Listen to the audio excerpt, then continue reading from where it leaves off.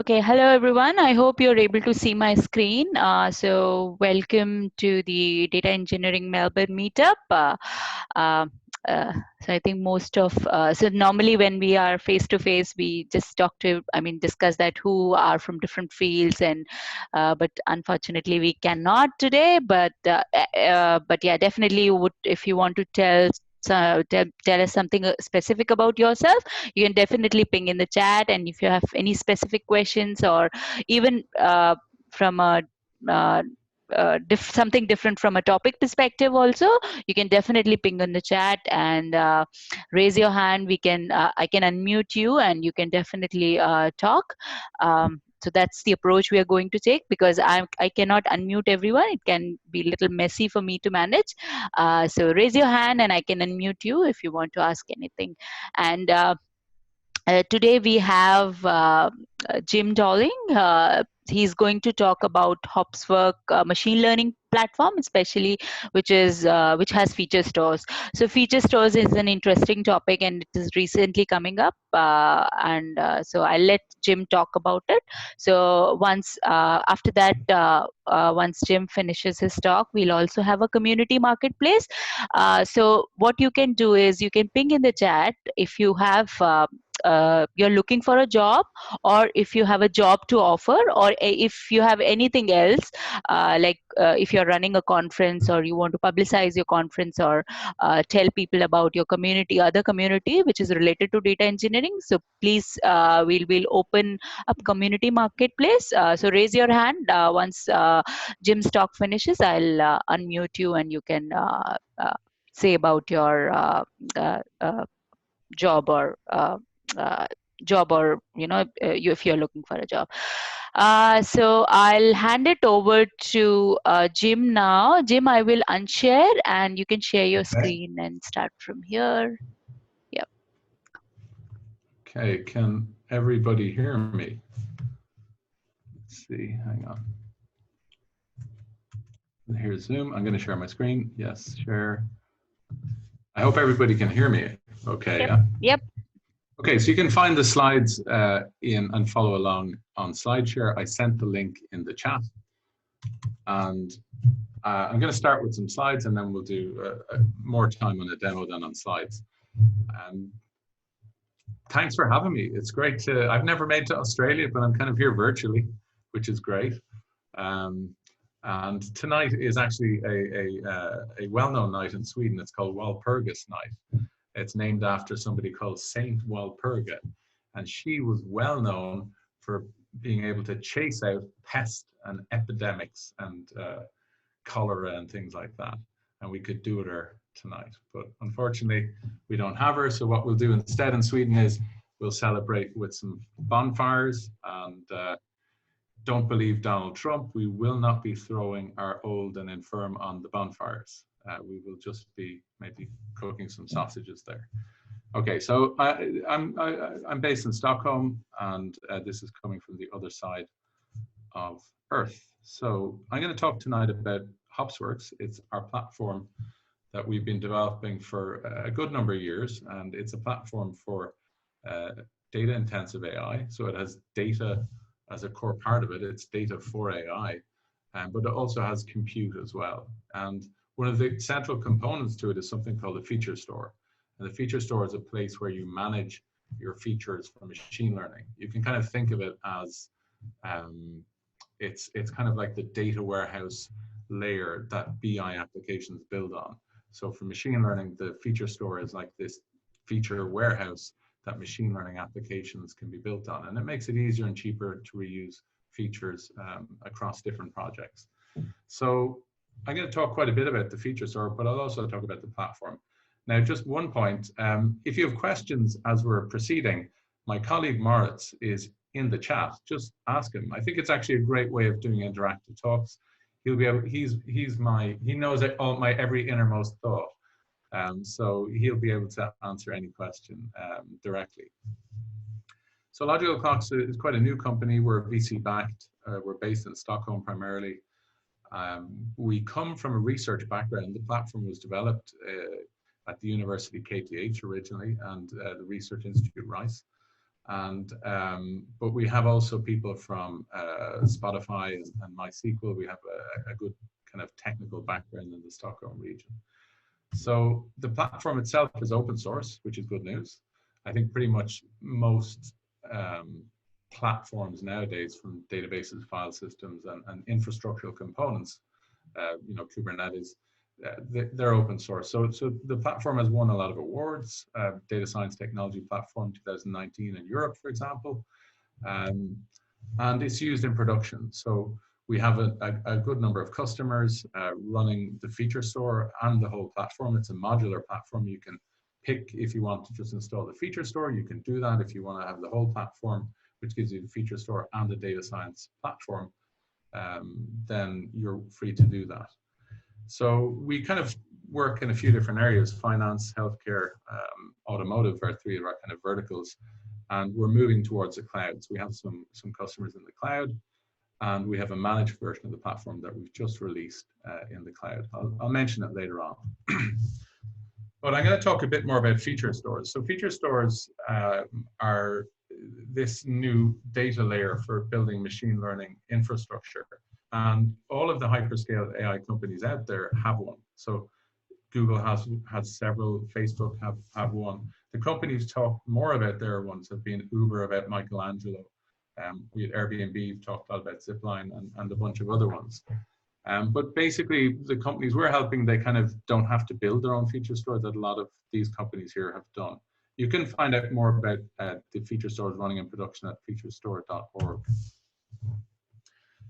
So I'm going to give a little bit of a data engineering perspective on what it means to take data from backend platform and train models.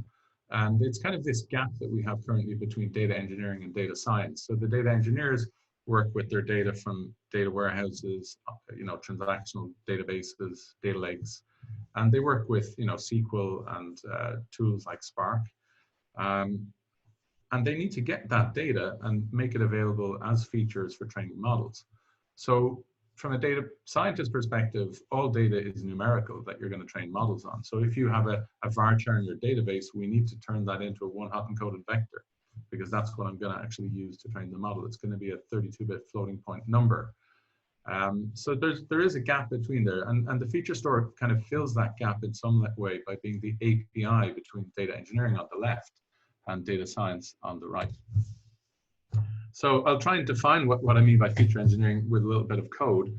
So imagine we have this table or data frame, and it has an ID and a list of features. We have this array of features, and they're numerical features. You might say, well, I'm done, I'm a data engineer, everything's good. And a data scientist might say, well, hang on, this is not perfect. We can see, if we look at the very last line here, we can see there's quite a wide spread in the numbers here. That might lead to numerical instability. So what I'm going to do is I'm going to normalize those features. So that's a transformation. We're transforming the features from the range of values that they had to, we're squashing them into the range between either 0 and 1 or 0.5 and minus 0.5.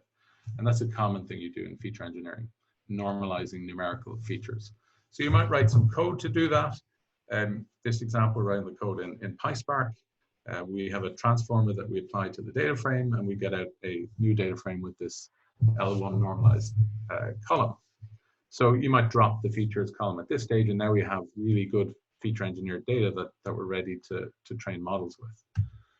So our particular feature store builds three different concepts. We actually use the data frame as the API. So if you read about Michelangelo or Zipline by Airbnb and Uber, respectively, they have something called DSLs, domain-specific languages, to do this feature transformation. And that is powerful if you have a very narrow domain of data that you're doing feature engineering on.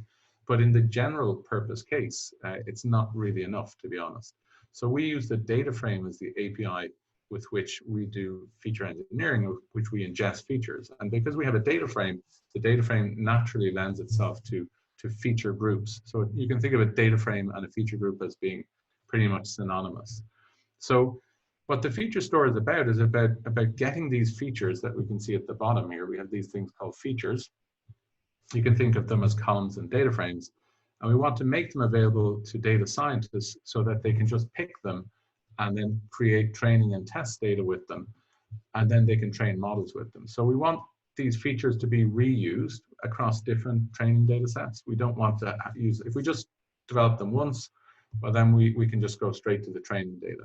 But for a feature store, we want to make these features available so that they can be reused in many different models. And companies like Uber have tens of thousands of features in their feature store used in many hundreds of models. So we introduce the abstractions of features. Those features that are computed together as data frames, we call them feature groups. They may arrive at different rates. In this example, a data scientist comes along to our feature store and says, oh, I'm going to predict who survived on the Titanic. And I'm going to join together a lot of these features that are there. I'm going to take the existing Titanic passenger list and I'm going to add this bank account balance because I think it'll predict if the passengers survived by bribing to get on the lifeboat. And the data scientist basically says, I joined these features together. I have a training test data set. Now I would like to make it available in a file format of my choice. So TF records if I'm working with TensorFlow, NumPy with PyTorch, for example, or CSV if it's scikit-learn. And there are other file formats out there that are widely used, like Petastorm, which is a variant of Parquet by Uber for large volumes of data. Once you got your file format, then you'll say, I want to store it. So you might store it in a bucket in S3, you might store it on our file system in the platform, or any external file system supported. So there are things that generally are very painful to do for data scientists or data engineers, these steps. So we try to make this as easy as possible. Data scientists can browse the features, create the training test data sets in the file format they want, on the platform they want. And everything that we want to do here, we're going to version. So we're going to version the features, the feature groups, and the training test data sets.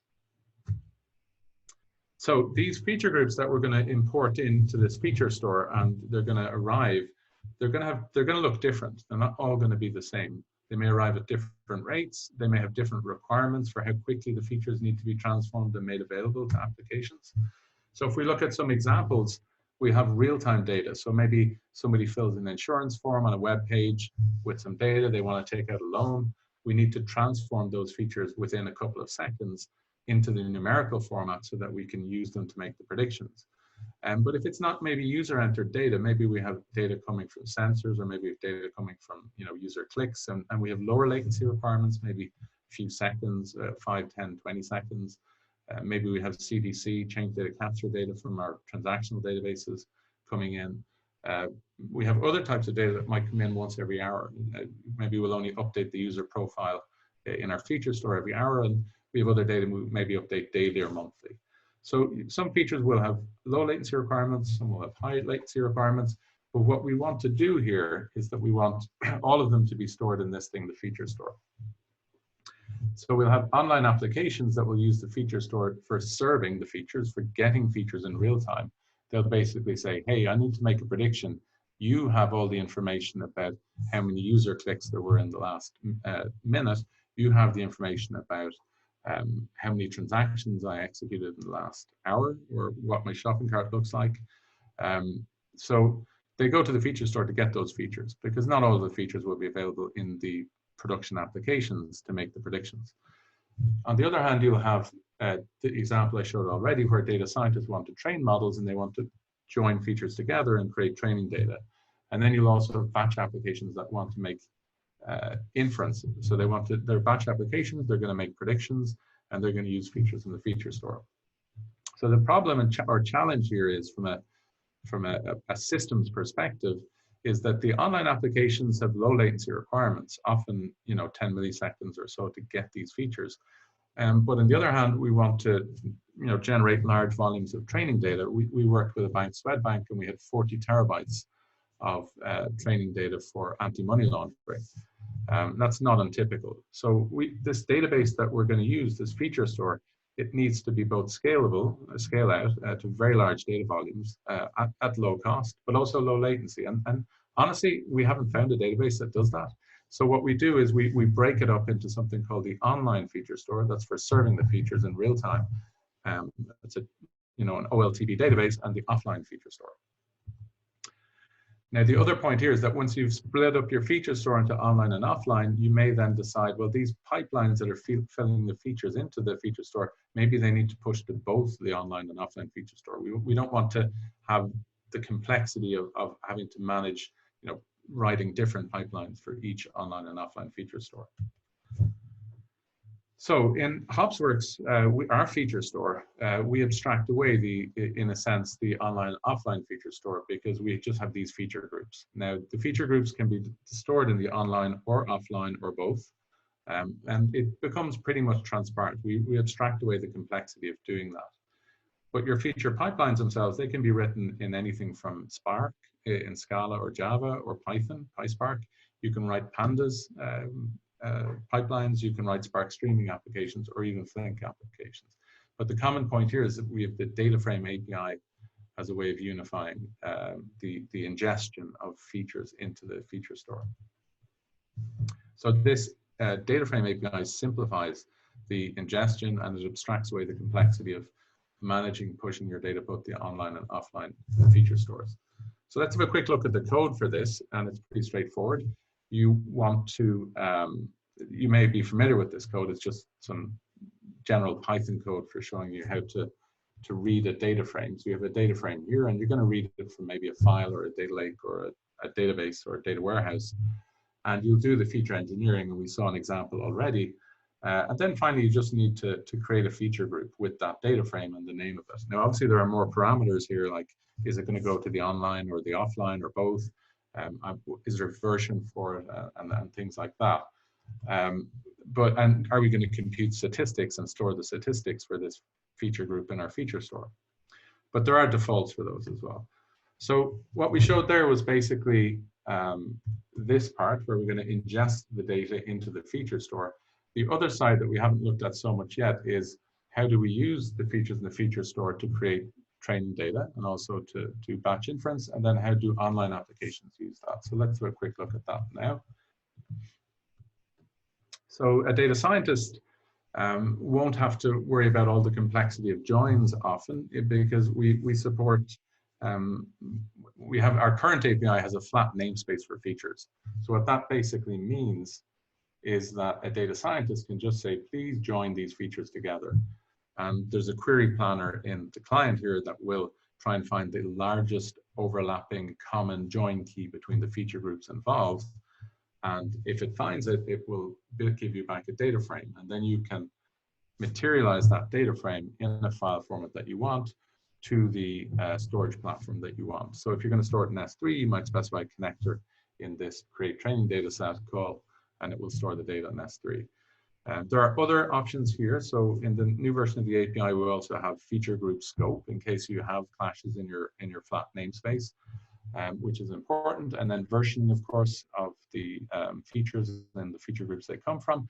And then we've even something called time travel. So you can basically say, I would like to have the feature group as it looked like at this moment in time, or give me the training data give me the data for this feature group between the years 2017 to 2019.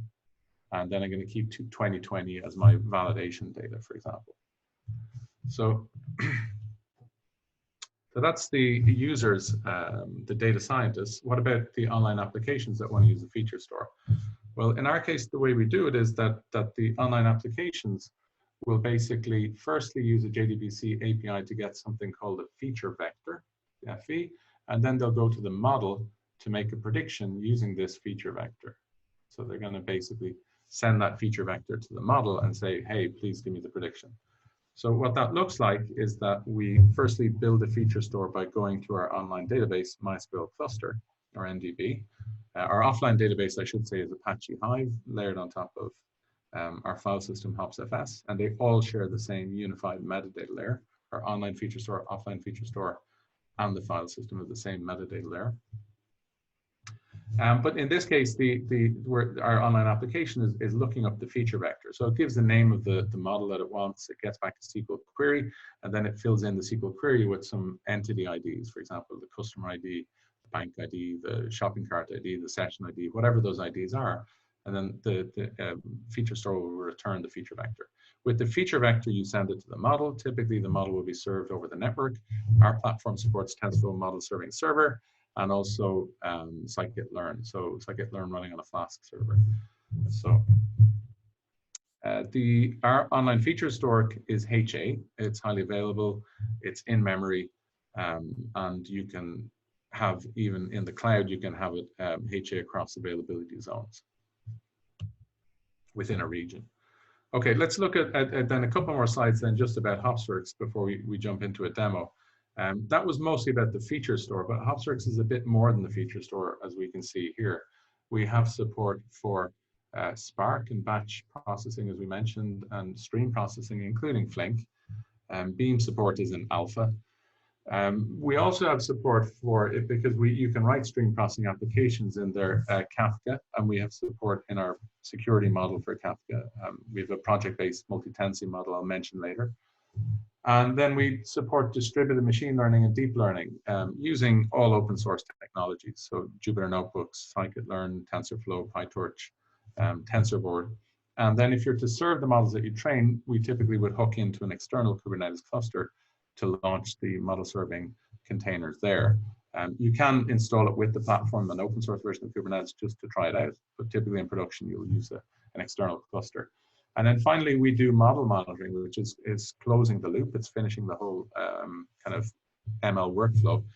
When you do predictions through our REST API and they get sent to the model serving server, we also log those predictions to Kafka, and then we can use a stream processing application to monitor those applications. And that's actually, and that uses the feature store as well, because what those stream applications will do is they'll go to the feature store and say, give me the statistics for all of these features, the descriptive statistics. And then as the predictions come in, they can compare the predictive the predictions, the distribution of the predictions and the features of the predictions, compare those to what it looked like in training. And if they then tend to if you get something called, if you get divergence between them, or data drift, as it's often called, you can then alert or do something to try and fix that. Okay, so let's show you. I'm going to work through this example. I'm going to do a demo of this in the platform, so I'll talk through it. So the first thing you do is in any classical machine learning pipeline is that you're going to take your raw data in from the back end, do feature engineering in it, and then materialize it to the feature store. Then what you're going to do is you're going to select the features. You may then pass a data frame on directly for training, or you may materialize it to TF records in your file system, then train the model. After you've trained the model, you want to validate that model, ensure that it's good enough quality, do analysis on it, and then publish it to a model registry. Once the model's in the model registry, you can run batch applications against it directly to do inference, or you can do online model serving. You can have your online applications access that model as it's served over the network. So those online applications will also use the feature store to build their feature vectors, and then you need to monitor those applications. So I'm going to do an end-to-end example of this in the platform. If you're curious, you can still, the platform is modular. So this can all be, for example, on Databricks or on, you can also do it on SageMaker, and the same with this whole area. You can have it on a different platform like SageMaker, and you can do your model serving somewhere else. So it could be Kubeflow here as well. So it's a pretty modular platform, but we in Hopsworks, we try to support it all. Now, a couple more points before I jump into the demo. There's more to Hopsworks than just what I've talked about here. Some of the unique properties we have, for example, we have a very large customer in self-driving vehicles because we do great distributed training. And we have very good support for multi-worker training in TensorFlow using PySpark. We have really good support for asynchronous hyperparameter tuning. Again, we build on PySpark to do that, to make it easy to use in a framework called Maggie. Moritz is in the chat. He's talked, you can ask him questions. He had a talk at Spark Summit previously. He has another one coming at the next one about Maggie. I'll show it briefly in the demo. So then we also support in the platform something called project-based multi-tenancy. So you can have sensitive data on the same shared cluster because we generate a different identity for each user inside each project. So if you want to copy data from one project to another, it'll say, no, you're a different user.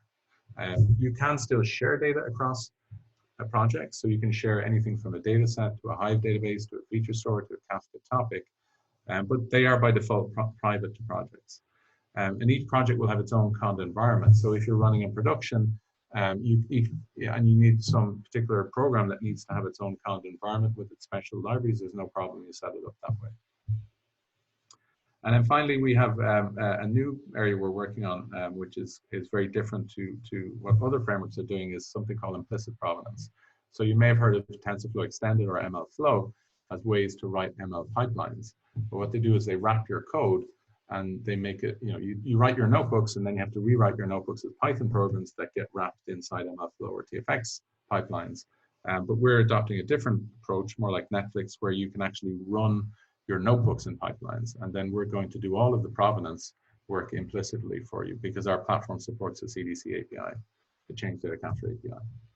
Okay, I'm going to go do the demo, but first, if you want to try it out, if you have an Amazon account, you can use Hopsworks AI. If you don't have an Amazon account, you can still use it to get access to a demo machine.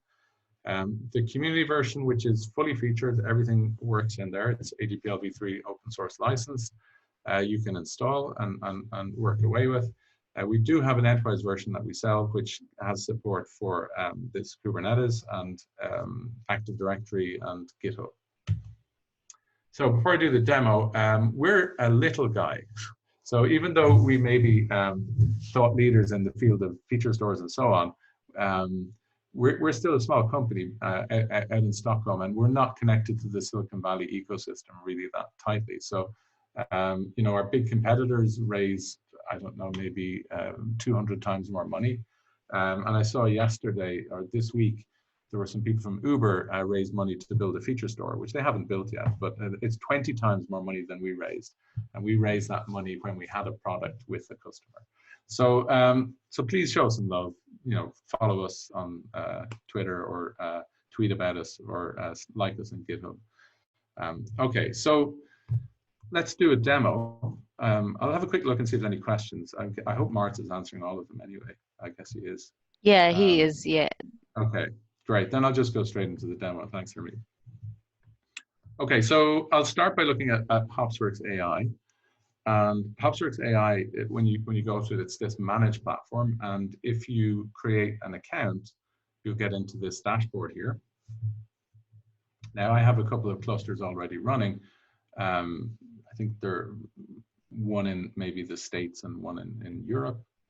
And let's see, there's one in the States. Here's one. This one is in, this is in the West in the US. And this one is shut down. So you can start and stop clusters, back them up. You can create new ones.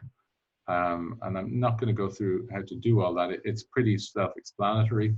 But basically, when you get a cluster up, you can just click on it, log in, and off you go. If you want to use it with Databricks, we have some webinars, and we can show you how you can access this from Databricks. So your Databricks notebook here can connect to our feature store, and then you can go off and use the feature store to do feature engineering. I'm not going to talk about that tonight. So what I'm going to do instead is an end-to-end pipeline. Let me see. I'm going to do one here. So this is just a different instance I spun up on GCP. Let's have a quick look. I think it's actually got 4 machines or 5 machines. So it's not a single machine. It's this one here is a single machine. So this one here, if we have a quick look at it, we'll see that there's 1 GPU on it. You can have a cluster with 100 GPUs. That's very small. I think I need to zoom in to enable you to see it. Okay. 1 second.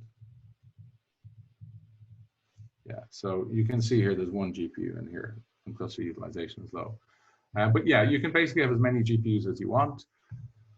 So let's jump in and look at the platform. We have tours here on the left-hand side, and you can run tours in deep learning, Spark, Kafka, and the feature store. I ran the feature store tour and I ran the deep learning tour already, and I created a new project. So I mentioned projects earlier as this abstraction that we have. A project is like a GitHub repo, right?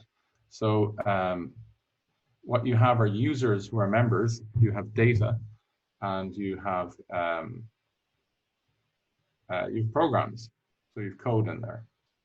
Okay, so they're private, they're like fully sandboxed, and if you want to share data between projects, you have to do that explicitly.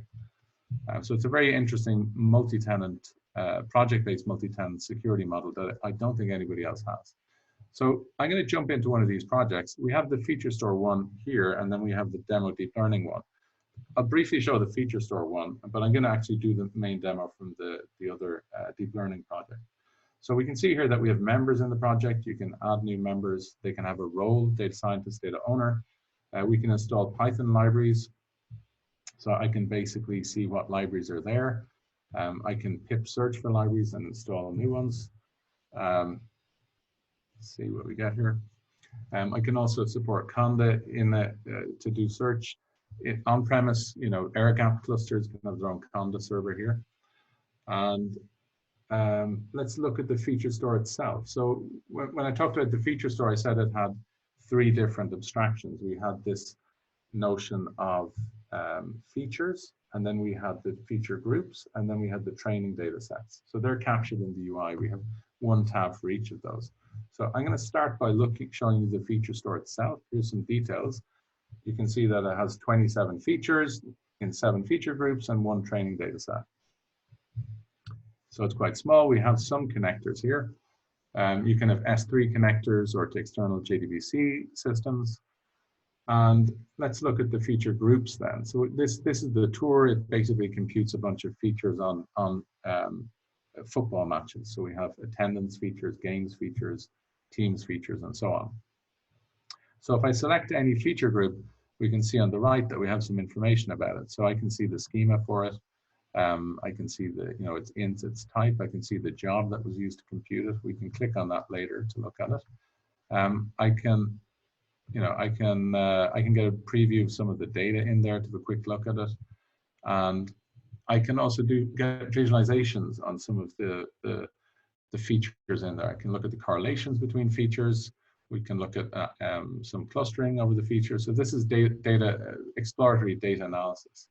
The descriptive statistics, min, max, count, means of features, and even distributions of individual feature values, so that you can kind of get an idea of what the data is in there and what that data looks like. If you're curious about the actual feature engineering job, so the code that was used to generate it, you can click on this job here, and it'll bring you to this page here. They're called the jobs page, and then you can see about the job and look up information about the job to see what program was used to run this. In this case, it was actually a jar file, so then you have to look for the actual code. But often it's a Python program, and you can look at that directly. Okay, so we were looking at feature groups, and I explained that these feature groups are versioned, and what we can see here is that we can get some information about them on the right-hand side. What we can also do is, if we take any feature group here, let's see, we have here, okay. So yeah, what we can also do here is we can create new feature groups from the UI if you're interested in that. There's also something called an on-demand feature group where it'll go to an external JDBC source to create the feature group and pull the data in as you execute operations on it. You can also create training data sets from the UI. Typically you would do this from code, but from the UI, we can show an example here where we basically put a bunch of features into this thing called a shopping cart. So these are the features we're going to join together. And then I can create a training data set. The query planner found the common join key. And then we can call this like Melbourne. And then you can pick your file format. So I'm going to go for Petastorm here. And then I can say I'll store it in S3 connector or HopsFS, that's our file system. But to actually create this training data set, it's going to run a Spark job. And the reason for that is because it's going to join features from different feature groups together. So you need to give it resources to call it. I can just give it a very small amount of resources. And now I have this create training data set job, and you can run it from here. And that job will run then in our cluster internally to compute that training data set. So for the individual features that we look at here, we can see, you can search through them and so on. But if you're looking for features in general, you might have more than one feature store. So you might have a production feature store, a development feature store. You might even have sensitive feature stores. So if I look for something like team, I can search through the feature store and I can say, well, what's in here? We have feature groups. Here's some of the feature groups that match team. We're doing free text search on this, by the way. And the free text search we're doing is not hitting our production database, it's hitting Elasticsearch. So this CDC API that we have to our platform, this actually exports all of the metadata to Elasticsearch. So when we add descriptions for statistics and things like that, they're all indexed in Elasticsearch. So yeah, from here you can basically, you can search all of your feature stores and you can go directly to the feature group that you're interested in, if you're allowed to, if you're a member of this project. Okay, so another thing I could show you in here is if we take, for example, this feature group here, we can see there's a few buttons. We can edit new. We have something also interesting called data validation. So if you're a Python shop and you're trying to find out what good libraries are out there to validate your feature groups, to validate the features, you'll find that there's not really much good out there. There's TensorFlow data validation, which is tied to the TFX framework. So you have to have your data in TF records. It's very good, but otherwise there's not much. There is in Scala, however, in Java world, there's a library called DQ by Amazon. It's really good. So what we did was we gave users the ability to create a job that will apply these DQ rules. So you're doing declaratively here, we're basically applying predicates to features and feature groups. So we can say to a feature group, I want a warning or an error if the size of the feature group is smaller than 10 and greater than 1,000. So I could have a warning, but I might say, well, for an individual feature, like the average attendance, if it's not 100 and if it's less than that number, I want an error. So you can basically build up a recipe of these data validation rules and create a data validation job out of it. Again, it's going to be a Spark job that you run. And we can see that other job is running at the moment. For jobs that run, I'll just quickly show you the UI. You have access to the Spark UI here, so we can see what executors are running. This machine is running in another continent, so we're going all the way around the world. It's running in the States, so it's a little bit slow to load. Okay, we can see here we've only one executor and one driver in Spark. Now there are other UIs here. We have the metrics for our job in Grafana. If you want to look through those, you get some insights into the performance of your job. We also have free text search of the logs as they're generated in real time with Kibana. So often in this kind of environment, this is running actually the Spark application on Yarn. And often in this environment, with Yarn, you have to wait until the end to look through your logs. But in this case, we can get the logs in real time. Okay, so I was showing you data validation and I was showing you how we could do data validation applied to feature groups. You kind of might say, well, how do I put that together into a pipeline? Well, let's do that with Airflow. So I just enabled the Airflow service for this project. So what we could do with Airflow is we can actually take, we have a UI to create a very simple Airflow program. You can, of course, write this by hand. But let's say we want to do data validation. This can run on an external Airflow cluster if you want. We have an operator to run these jobs called a Hopsworks job operator. So maybe we have one which is our feature sort tour job to create the training data. And then we're going to add another job, which is the data validation job. And we're going to wait for the first job to complete before we run it. And I'm going to just create the Airflow DAG for that. So the DAG is the Airflow program, and it looks like this. I can open it up. I can edit it here. This is a very simple Python program. So a data scientist who might be scared to write an Airflow DAG can get the skeleton of one here and then maybe add rules. For example, send a message to Slack if there's an error, send a message to Slack when it completes with the results and things like that. So you can look at that job in Airflow, that pipeline in Airflow, and you can run it. A generic error occurred that shouldn't have happened. Okay, we can have a look at that later. Right. So let's go back here to the, so that's the feature store, I guess, the introduction to feature store. I said I'd do, I'm conscious of time, so I'll try and go back and do the end-to-end pipeline. So that was a feature store. So I have another project here, and this is for deep learning. I'm going to open a Jupyter notebook, and we'll just, I don't need, I just run a simple one here. So I'm going to open a Jupyter notebook with one executor here. So you can open up Jupyter Lab or Jupyter Classic. Jupyter Classic is a little bit faster because I have the internet here. And there's all of these notebooks are on GitHub. So this notebook here is, I'm going to run the sklearn one. And I'm doing it because it has the whole end-to-end pipeline. We take the raw data in, and this raw data, so I'm going to run this, and I'll talk through it as it runs. So this particular job is a PySpark job we can see up here.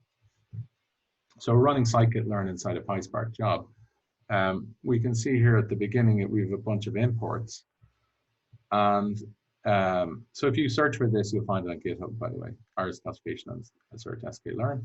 So in this case, it's going to read in a data set called the iris data set. It's a flower data set where you're trying to classify flowers, the type of flower it is based on the size of the petals and the width of the petals and the length of the stems and things like that. So this example is instructive because you can see here we're doing some feature engineering, very simple feature engineering, but you get a feel for how you do that. And then what we do is we save the features to the feature store. So what we do is we read up the original data as a data frame, iris.df, and then we apply some transformations on it. So in this case, we have this string indexer. So it's going to take the variety column, which is a categorical column. It's a string. And then we're going to apply this string indexer to that to this data frame to encode the column that's a string column. So we can also so we're doing also some more feature engineering here. But once we're finished, we'll end up with this data frame here, iris.df3. So this is the feature engineered data frame. This is the one we're going to ingest. And we've taken our original data and done some feature engineering with it. So once the data is in the feature store, typically your job will finish at this point. Now this notebook is combining many different stages, but you can see basically what it's doing is it's running at this point. But what happens at this point is that the data scientist takes over. So the data scientist is going to join a bunch of features together to create a training data set. But in this case, we're going to skip over that a little bit. We'll just get the features from this feature group that we added, and we'll get it as a data frame. And scikit-learn can actually train directly on data frames. So in this case, what we do is we're going to we're just defining the features in that data frame, and then defining which one is which feature is the output label that we want to predict. So this is our Y. This is the target column that we're trying to predict. So we're trying to predict the type of flower. And in this case, then we train a model, and we print out the accuracy of the model, and then we're going to save that model that we trained as a pickled Python object to our file system. So we're going to save it into our HopsFS or HDFS file system, and then we now have a saved model. So that model can be used to serve requests over the network. We can have an application running out there that sends a prediction request to the model, and then it gets a response. So because it's scikit-learn, we actually need to write a small Python program to do that. And this is the Python program. It takes, you can see what it does is it basically reads up this pickled Python object from HDFS, and then it reads it up into, we can see that it reads it up into this model object. So we have this self.model, that's now our model, and this model object can make predictions. So the predict method, classify method, and regress method are the kind of the methods you should implement here. And once you've implemented that, this can be then containerized and deployed on something like Kubernetes. So that Python program will be the program we use to serve the model. and it'll use the model that we trained here that's saved into our pickled Python, pickled Python object. But if we look at what happens next, in this case, we can see that it's going to export the model. So we have our model, and it's going to export it to our model registry. So this particular model call is from our Hops library, and we call model.export, and the model and the metrics for the model, they'll be exported to the registry, and we'll see that in a second. So in your registry or model repository, you may have more than one version of your model. You may have worked on many different versions, and one is better than another one. So we have API support to say, for this model, based on this metric, give me the best one. Best maybe max or min, because depending on the criteria you use. So finally, we've found the best model. We can now deploy it. So we can call this another API call in our library, serving or update. And what it's doing now is that it's actually creating that model and making it ready for serving, and it's sklearn instead of TensorFlow. And then what we can see happening now is that we've gotten we're checking that the model is there. Yeah, we're checking the model is being stopped, and then we actually start the model serving server here. So this is going to start our container running on Kubernetes, or if you're using community, it'll just run the local Flask server, Python server. And now the model serving server is finished, we can close the loop. We can do the monitoring of the model, because the prediction request that gets sent to the app will also get logged to Kafka. So this is just showing you an example piece of code to connect to Kafka. Here's the topic that we need. We send some requests to the model to make predictions, and these are the predictions. So now there's a bunch of prediction requests that are logged to Kafka that we can consume and do some monitoring on them. And that's what's happening in this piece of code. It's just extracting those messages from Kafka. And it's doing all this securely. This is using certificates the whole way. Okay, so this notebook, as we can see, it's just finished running. So if we go back to Hopsworks, we can see what kind of happened there. We had this Spark application. Again, we can see it in the UI. And we can look through it there. But if we look in the feature store, what we'll see happened was we got the two data frames that were ingested, the iris features and the iris labels lookup. We can see that the model was output here to the model registry, and we can see the accuracy of it. We can find out where it's located, look at the actual files themselves. This was a copy of the program used to train it, the conda environment used as well. And the model should be serving here, and we can see it's running right now. Zoom out a little bit. And if you're a client who wants to access this, you can just take this endpoint here. And if you generate an API key, you can then write an external application to access it. So that you would generate the API key here. Let's call it Melbourne. And inference and project are the scopes for this API key. So I can copy this API key now, and with that REST API, I can actually use that model from any external platform. So then, that's yeah, and then you can get logs for the model here, and you can even edit it. And in Kubernetes, you can have multiple instances and so on for load balancing. So you can see here that this was the topic that was created to store those logs, and you can see the schemas for those topics here. You can create topics here manually, and that's it. So that's the end-to-end demo that we saw of really closing the loop of machine learning from raw data to the feature store, training the model, to serving the model, and then to monitoring and doing predictions on the model.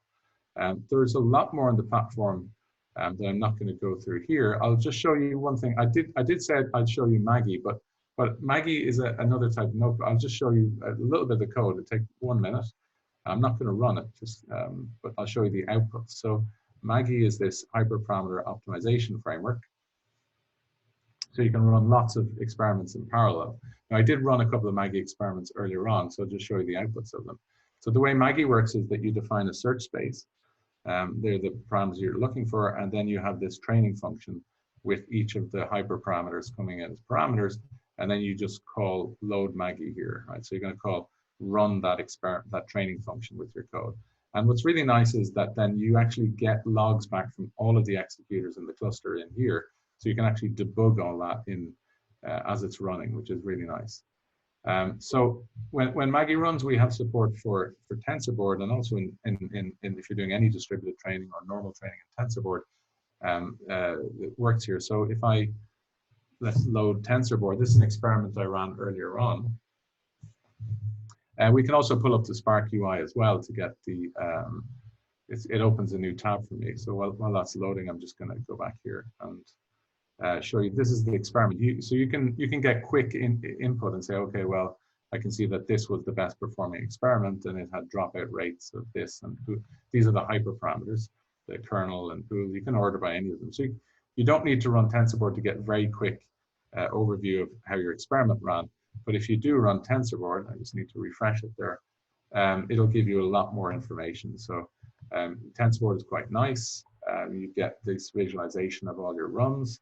The new thing that it has for hyperparameter optimization, which is quite cool, is this UI here. We can see here that it's kind of tough UI to use, to be honest. If you want to sort, you can sort by, let's say, accuracy, and we're going to sort max. We have to kind of do it here by hand a little bit, but you get some nice view of your different experiments and the hyperparameters.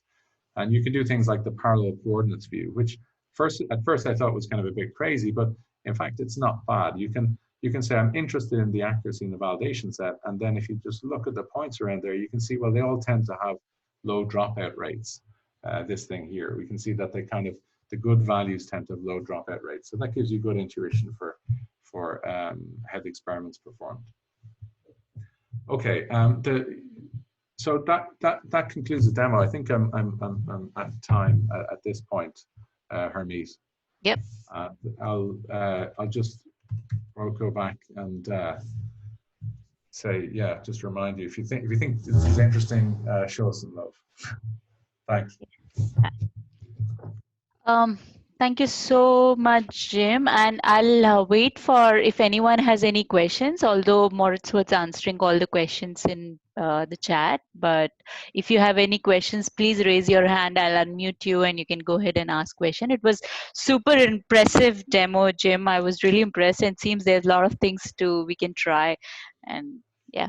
Airflow does work, I promise. Yeah. So Jim, if somebody wants to start, how can they get access? So from where can they get the details? Yeah. So this is the kind of the main page. So if you want to try the managed platform, which is the easiest way to get started, you go to hopsworks.ai. So that's the URL, and it'll give you a demo machine. You don't need to have an AWS account. Off you go. If you want to try it out on premise, or you want to try it out on a different cloud like Azure or GCP, we have documentation. It's basically 3 lines. We have fast way to spin it up, but if you look at Hopsworks, read the docs. Okay, let's go here. Not that one.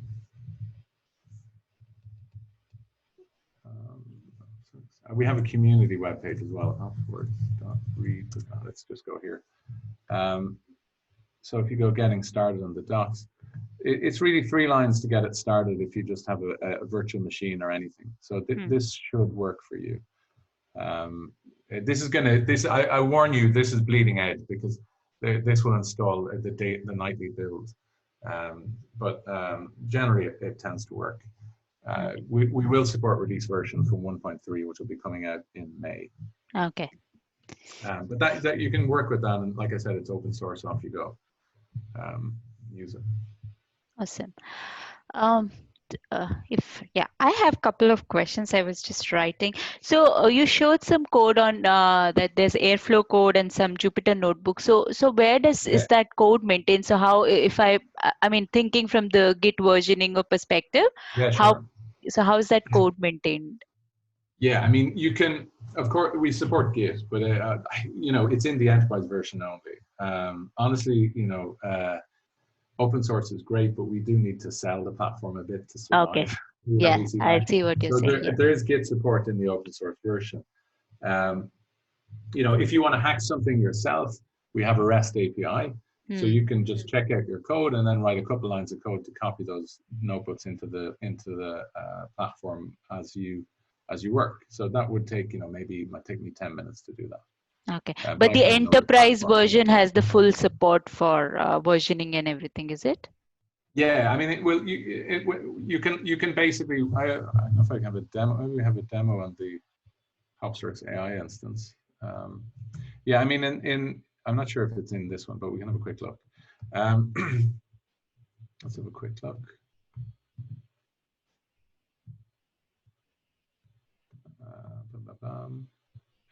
Git. Yes, we have Git here. Yeah, sorry. So so the way it works, if you want to use Git, you basically need to have that's your GitHub repo, and then Yep. you need to have an API key that you upload actually. Yep. And then what it will do is it'll basically because it's going to run on if you're running in the enterprise version, this will run on a container in Kubernetes, and it'll check out your code from Yep. GitHub, and then it'll auto commit if you crash, to a new branch, and you can save which branch you want and things Yep. like that. So so that's pretty standard for the data side of things. I didn't mention something called Hoodie. I did mention basically when you get a feature group, you can specify commit times, like so when the data was created or on a particular date or an interval. But we're Yep. using a framework called Apache Hoodie to enable that. Yep. And that enables you to have reproducible data for your pipeline. So you can, which is really nice. Awesome. Does anyone has any questions from the group? Or you can put in the chat or raise your hand as I mentioned earlier. Yeah, I mentioned earlier you can put notebooks as jobs as well. It's basically just pick a notebook, and in this case, if it's a Spark notebook, a PySpark notebook, it'll actually convert it to a PySpark program and run it as a PySpark program. But we are adding support for Papermill by Netflix, which is coming soon. Awesome. I think I don't see any, maybe there's something happening in the chat here. Yeah.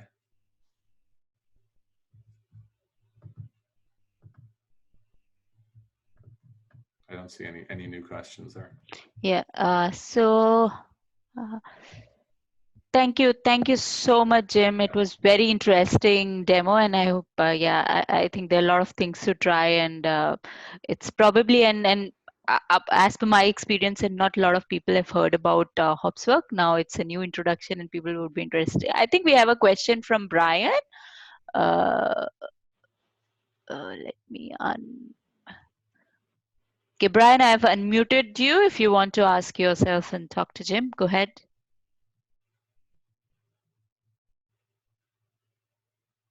It seems he doesn't want to talk. Oh, he doesn't have a mic. Support custom databases. He doesn't have a mic, yeah. Okay, yeah. So the question is, does the feature store support custom databases or other HDFS systems? So the answer is you can use the feature store from other HDFS systems. So if you have Cloudera, we have customers who have big Cloudera platforms, and they do their feature engineering in Cloudera, and then the materialized features they store to our feature store. Similarly, if they want to create training data sets from Cloudera or from any other platform, if you have Spark, basically, you can connect to the feature store and use it. If you don't have Spark, like if you're SageMaker, which is Python only, that works as well. But it's open source. If you want to plug out the databases we use and you think you can do it better with another database, go for it. That's kind of the way we take it. This is something that comes up. It's a very interesting topic, to kind of, to look at what is the right database for the properties that we want. That's also open source. We're slightly biased because I worked on the MySQL cluster product, and we work with the team quite closely here. So that's one of that has been an influencing factor, and we rebuilt Apache Hive to integrate its metadata with our file system HopsFS, which is a new version of HDFS. So we kind of unified all those three: MySQL cluster, HopsFS, and Apache Hive in the same metadata layer. And that was one of our biggest achievements, I would say, in the platform. It gives us this unified CDC API as well. Postgres is open source, sure. I mean, the HopsFS file system, which underpins all of this, it has a DAL API, and you can plug in and out any database. So our database, MySQL cluster, it scales to millions of transactions per second, tens of millions, and it is very low latency. It has the properties we want for the online feature store. So Postgres honestly doesn't come close, and it's not, you know, it's more work to make it HA. It's not, you have to shard your data for Postgres, and in this case, it's auto sharding in NDB.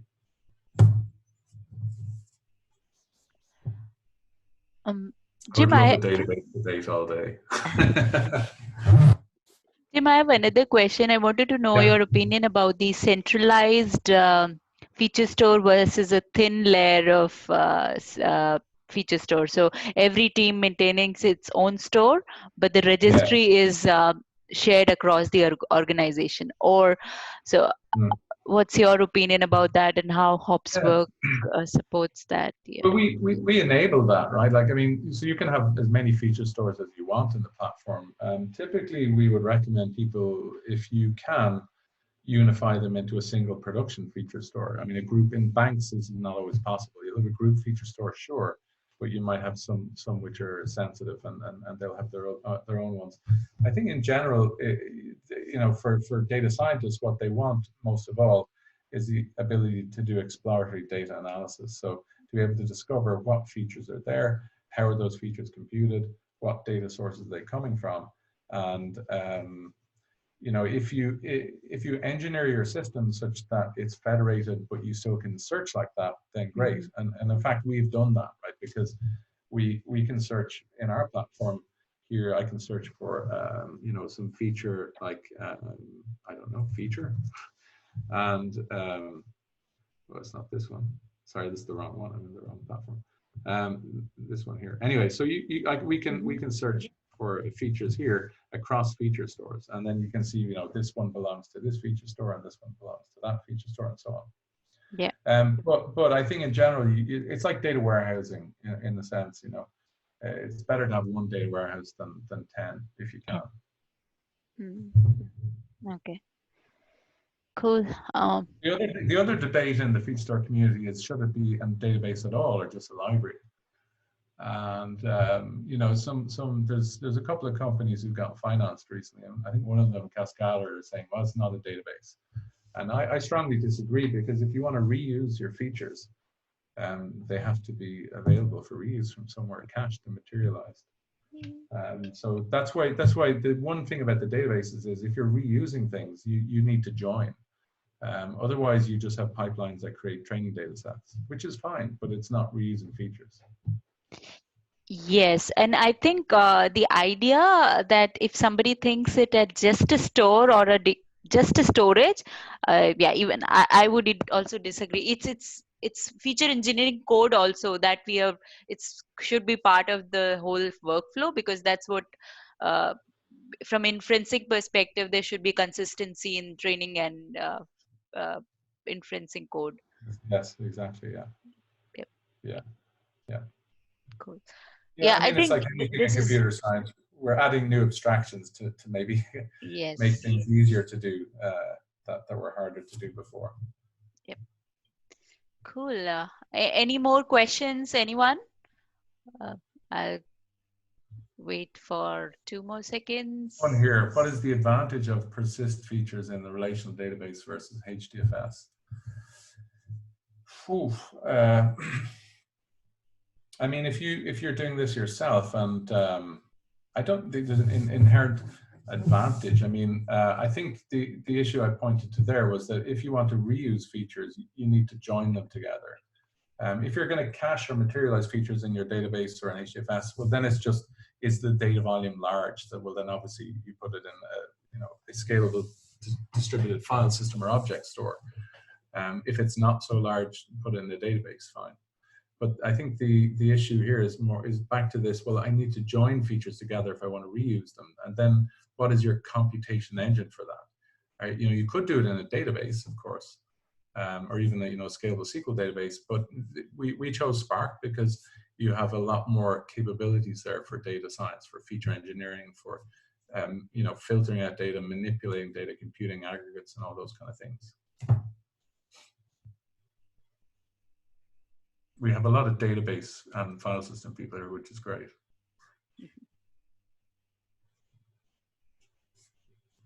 Do we have more questions? Okay, cool. So yeah, we'll stop there. And I think Jim is quite reachable. You can reach him on LinkedIn or Twitter. Right, Jim? I'm saying on your Yeah, of behalf, course. but if they have more questions, they can definitely reach Yeah, you. I'm active on Twitter. You can Yeah. share questions there. It's great. Yeah. Cool. Awesome. Thank you. Thank you so much, Jim. And let Thank you me. for having me. Yeah. So we'll try community marketplace. If you're looking for a job or you have a job to offer or anything else, please raise your hand. I'll unmute you and you can go ahead and say something about it. I'll count till 5. 1, 2, 3, 4. Gone.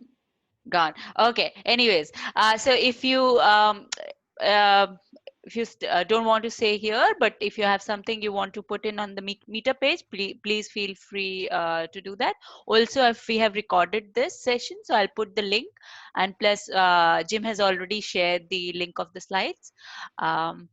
So I would definitely, like to thank Jim for being a great speaker and accepting to speak speak at the meetup. And thanks to ThoughtWorks for providing us the link and platform to set up the meetup. And thank you to my friends Tim and Andy, who have also co-host of the meetup. And thank you all for joining in. And if you have any topics you want to speak about in future, or if you want to hear about anything, just let us know. Your details are here on the screen. So please go ahead and feel free to send us a mail or talk to us. We can organize those sessions. Uh, thank you. Thank you, everyone. Thank you, Jim. Thank you so much. Thanks, Hermit. It's been great. Bye now. Bye.